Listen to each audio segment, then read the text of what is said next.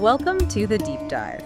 Today we're tackling something I know we all grapple with sometimes. Finding some quiet space in our minds when life feels like, well, a runaway train. Yeah, definitely. We've been digging into texto colado, specifically an article called How to Quiet the Mind in Turbulent Times.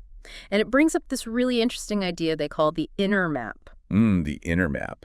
I like that. And it's definitely a topic that, hits home for so many people. You might be listening right now feeling, I don't know, that familiar sense of being pulled in a million directions. Totally. Or just bombarded by information. Right. Or maybe just wishing for a little bit of peace and quiet inside your own head.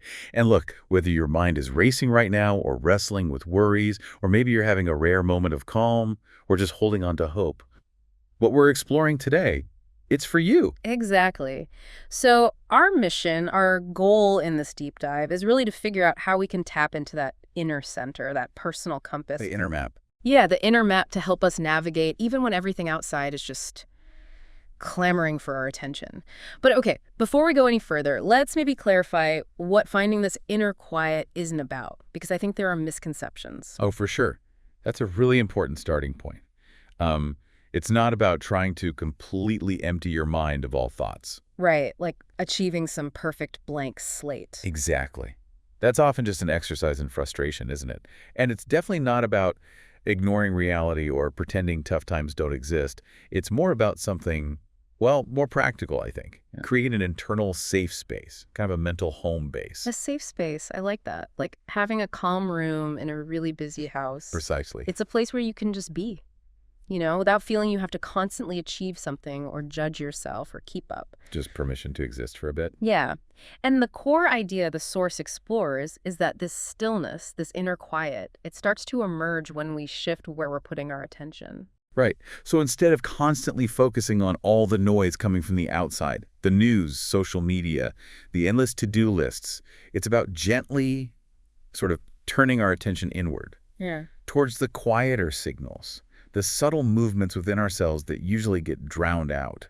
This idea of inner listening, it's fascinating. The article talks about it almost like it's a practice, like strengthening a muscle you haven't used much. Yeah, it takes practice. It reminds me of those moments, when you suddenly realize there's a little bit of peace in the gaps between checking your phone or finishing a show or jumping into the next conversation. Those little pauses. And what's interesting is that this isn't presented as some, permanent state of bliss you achieve and then you're done. Ah, okay, good. It's more about somebody that's always there, always accessible. But we need to intentionally create those pauses, those moments of slowing down to actually notice it. Conscious little breaks in the mental rush. Exactly. Okay, so I think a natural question then, and one the article definitely tackles, is, all right, this sounds nice in theory. But how do I do it when things are really hard? Yeah. Exactly. Finding calm when life is pretty smooth. Okay, maybe. But when you're facing real challenges, that feels different. That's the absolute core of it, isn't it? And the article makes a great point. It's relatively easy to feel balanced when things are going well. But when we're dealing with difficult stuff, tough emotions, uncertainty, our inner world can feel, well, chaotic, scattered. Yeah. And it's precisely during those times, the article argues, that cultivating this presence becomes so vital, crucial, actually.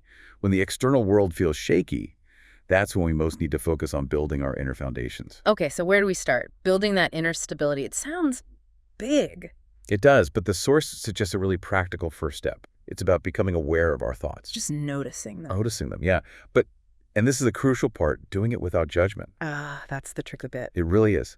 Just observing what's going on in your head without immediately slapping a label on it, good, bad, right, wrong. It sounds simple, but it's hard. Yeah, because the thoughts can be loud. Oh, definitely. Yeah. The article uses this powerful image. Our minds can be shouting, shouting painful memories, fears about the future, all those insecurities. But the key insight is realizing that we are not those thoughts. We're the ones observing them. Okay, so there's a separation. Exactly. And in that space, that little gap between the thought and you, the observer, that's where you create a choice. A choice, right. A choice not to automatically believe everything that inner critic or that fear is shouting at you. Precisely.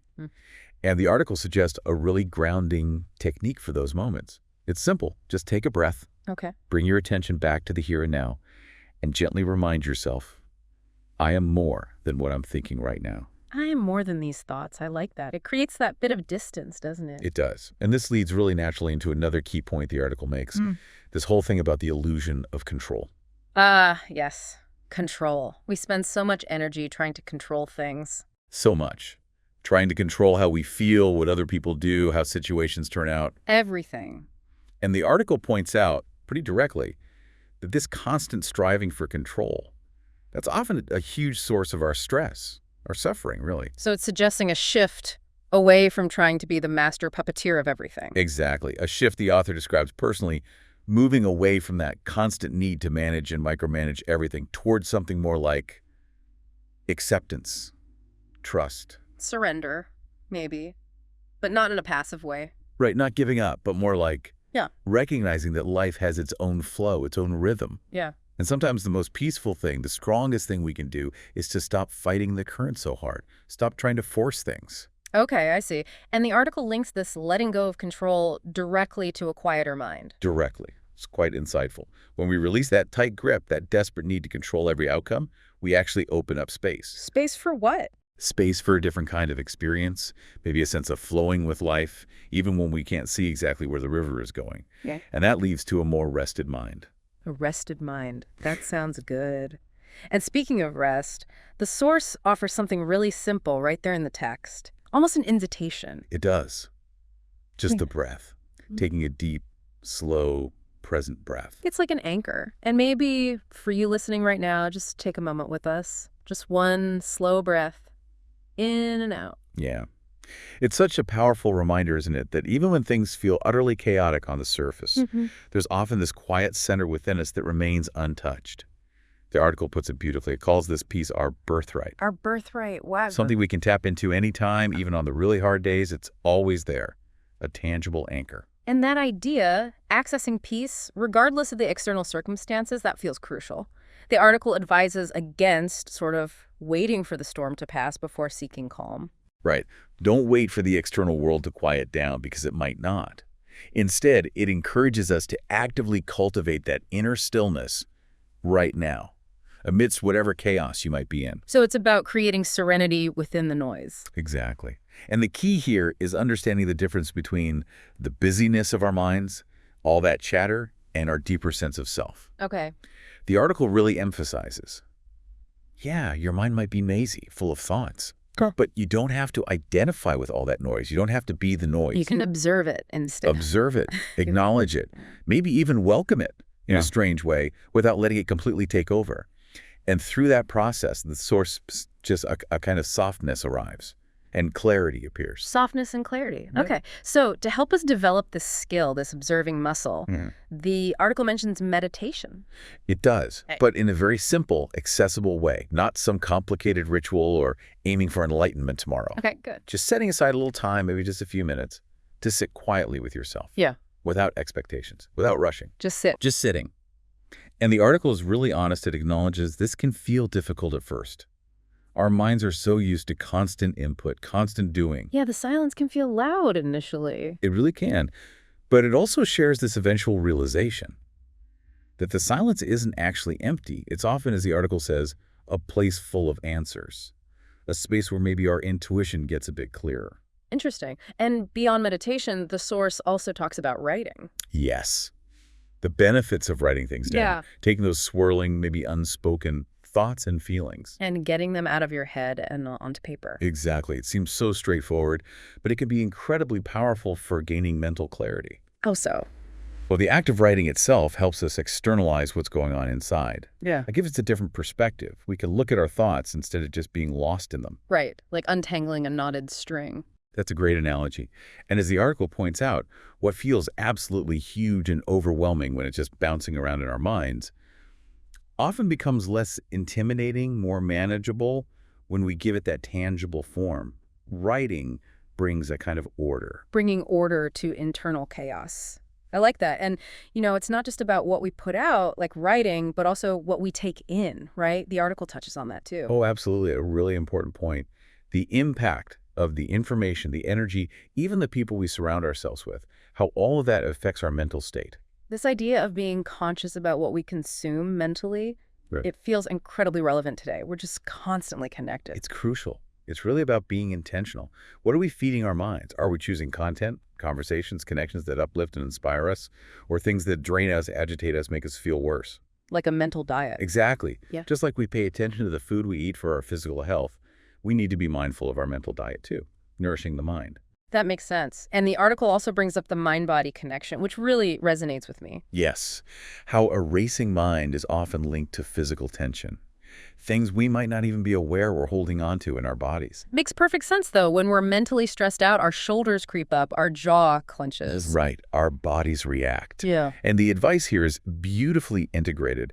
It suggests things like walking, stretching, maybe dancing, mindful breathing. Things that move the body. Exactly. Practices that help release that pent-up physical energy. And doing that, releasing the body, can have a significant calming effect back on the mind. It's absolutely a two-way street. Take care of the body, benefit the mind. Take care of the mind, benefit the body. You got it. Now, throughout all these suggestions, awareness, breath, meditation, writing, conscious consumption, movement, the article emphasizes something really important, I think. What's that? That there's no magic formula, no one-size-fits-all solution. Ah, yes. So important. Our journeys are personal. Our rhythms are different. And that is completely okay. It's a comforting reminder, isn't it? That we don't need to compare our path or our pace to anyone else's. Definitely. And the source really positions itself more like a companion on this journey. Yeah. Not some instruction manual with rigid rules. Yeah. It's more like a gentle reminder that we're all figuring this out. We're all in this search for a bit more inner peace, especially in those days that feel really messy and challenging. You're not alone in it. And thinking about continuing this journey, the article does hint at other areas we might explore later on. Things like managing anxiety more deeply. And maybe rewiring some of those unhelpful thought patterns. Reconnecting with spirituality, whatever that means for each person. Self-compassion, forgiveness. Building habits that actually support our well-being. Sounds like a whole pathway towards building a more present, maybe more meaningful life. It does. And ultimately, the article frames this whole act of quieting the mind.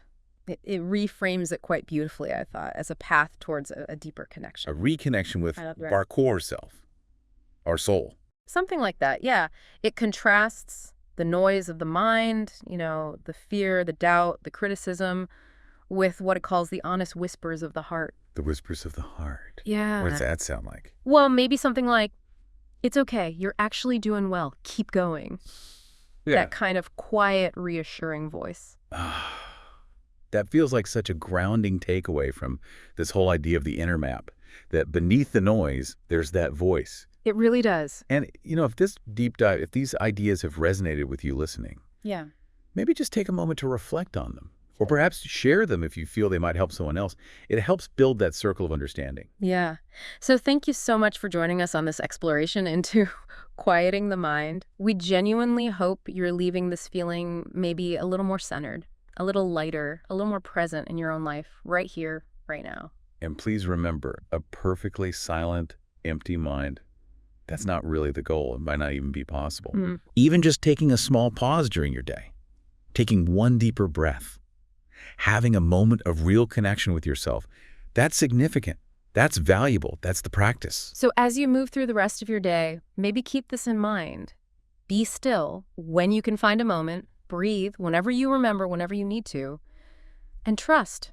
Trust yourself. Trust the process. Because that inner map, it's already within you. And as the article suggests, Yeah. it knows the way.